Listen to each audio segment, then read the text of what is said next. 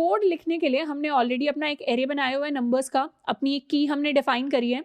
अब एक फंक्शन बना लेते हैं, पब्लिक स्टैटिक, इसका रिटर्न टाइप रखेंगे इंट और इसको नाम दे देते हैं बाइनरी सर्च। बाइनरी सर्च के अंदर सबसे पहले हमारा नंबर्स नाम का एरे आएगा, उसके अलावा हमारे आर्ग्यूमेंट्स में दूसरी चीज़ आएगी हमारी की। अब बाइनरी सर्च का सूडो कोड कहता था पहले स्टार्ट और एंड बना लो, तो पहले स्टार्ट और एंड बना लेते हैं।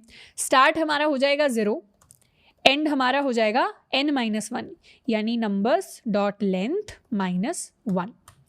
फिर क्या करना है, एक लूप चलाना है।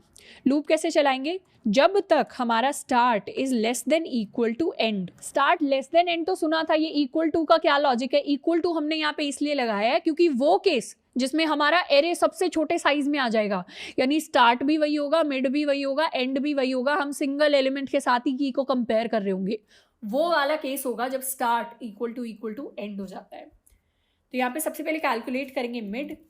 मिड जो होता है वो होता है start plus end divided by 2। अब कंपैरिजंस करेंगे। कंपैरिजंस में सबसे पहले if numbers of mid equal to key, इस केस में तो रिटर्न कर देंगे हम अपना मिड, यानी इस इंडेक्स पर हमारी की एग्जिस्ट करती है। दूसरा केस क्या होगा, if numbers of mid is less then की, जिस केस में हमारी मिड वैल्यू जो है वो की से छोटी हो जाती है, तो उस केस में सर्च करेंगे हम अपने सेकंड हाफ के अंदर। ये हमारी राइट वाली कंडीशन थी, तो सेकंड हाफ में सर्च करने के लिए क्या अपडेट करेंगे स्टार्ट को। स्टार्ट बन जाएगा मिड +1। लेकिन अगर ऐसा नहीं है, इक्वल टू भी नहीं है और लेस देन भी नहीं है, तो मतलब ऑब्वियसली ग्रेटर देन होगा, तो उस केस में अपडेट करेंगे। ये हमारा कौन सा केस बन जाएगा, ये हमारा लेफ्ट वाला केस बनेगा, यानी फर्स्ट हाफ वाला, और इसमें हम अपडेट करेंगे अपने एंड को। एंड हमारा बन जाएगा मिड -1। और एक बार हम अपने स्टार्ट को एंड को अपडेट कर देंगे तो उस बार दोबारा से ये सेम साइकिल शुरू हो जाएगी। दोबारा से लूप तब तक चलता रहेगा जब तक हमारा start is less than equal to end होता है। और लास्ट में हम क्या करेंगे, लास्ट में रिटर्न कर देंगे -1। ये -1 क्यों रिटर्न किया, अगर हमारी जो की है वो एग्जिस्ट करती होगी एरे में, तो किसी ना किसी पॉइंट पे ये वाली कंडीशन ट्रू हो जाएगी, यानी फाउंड वाली कंडीशन। पर अगर ये कंडीशन कभी भी ट्रू नहीं हुई और हमारी ये वाली लिमिट रीच होगी, स्टार्ट एंड से बड़ा हो गया, उस केस में रिटर्न कर देंगे -1, यानी हमारा जो की है वो एग्जिस्ट ही नहीं करता एरे के अंदर। तो अब सर्च करते हैं अपनी की को, system.out.println, यहाँ लिखेंगे इंडेक्स फॉर की इज, कॉल करेंगे बाइनरी सर्च को। बाइनरी सर्च में पास कर दिया हमने नंबर्स, पास कर दिया की। अब इसको कर लेते हैं सेव। तो हमें इंडेक्स क्या मिला है, अपनी की के लिए इंडेक्स मिला है 4। अपने एरे में देखें तो 10, हमारा जो की 10 है वो कौन से इंडेक्स पर एग्जिस्ट करती है, वो एग्जिस्ट करती है हमारे इंडेक्स 4 के ऊपर। अब की को हम हल्का सा चेंज कर लेते हैं, की को बना लेते हैं 4। तो 4 के लिए भी इंडेक्स निकाल लेते हैं। 4 के लिए इंडेक्स आएगा हमारे पास 1, 0 और 1 पर हमारी 4 है। ऐसी की डाल दे जो एग्जिस्ट ही नहीं करती, मान लो 25 डाल दिया, इस केस में इंडेक्स प्रिंट होगा -1। और -1 हमें पता ही है कि एक इनवैलिड इंडेक्स है। एरेस के अंदर इंडेक्स कहाँ से शुरू होते हैं, 0 से, तो -1 इंडेक्स एग्जिस्ट ही नहीं करता, नेगेटिव वैल्यूज नहीं होती इंडेक्स के लिए। अब वो स्टूडेंट्स जिनको थोड़ा टाइम कॉम्प्लेक्सिटी का आइडिया है उनके लिए बता दूं कि हमारी बाइनरी सर्च की टाइम कॉम्प्लेक्सिटी कैसे हम कैलकुलेट करते हैं।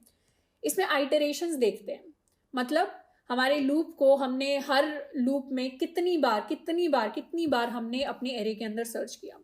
तो आइटरेशन 1 जो होती है, पहली बार जब हम लूप के अंदर घुसे, तो हमारे एरे का साइज n था। दूसरी बार घुसे तो एरे का साइज n/2 हो गया।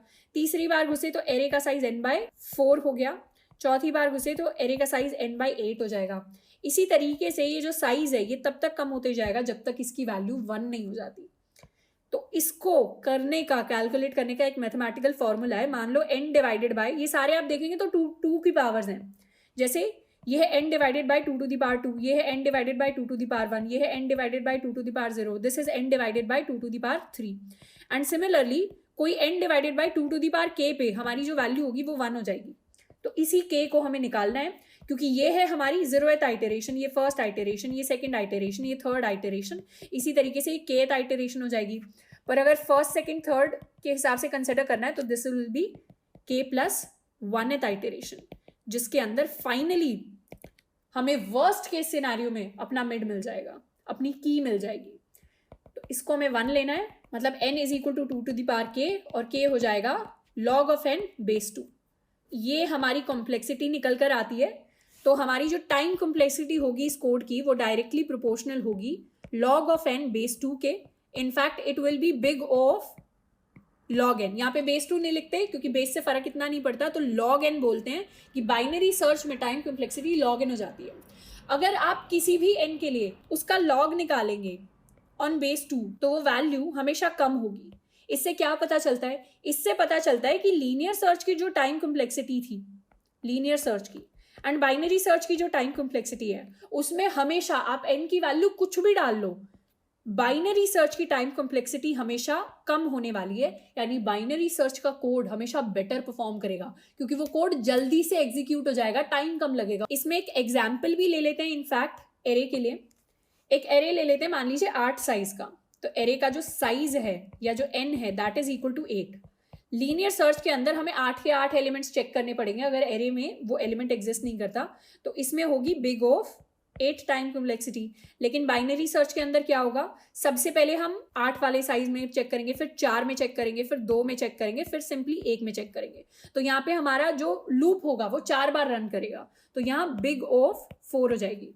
तो ऑब्वियसली बाइनरी सर्च इस केस में बेटर परफॉर्म करेगा as compare to a linear search.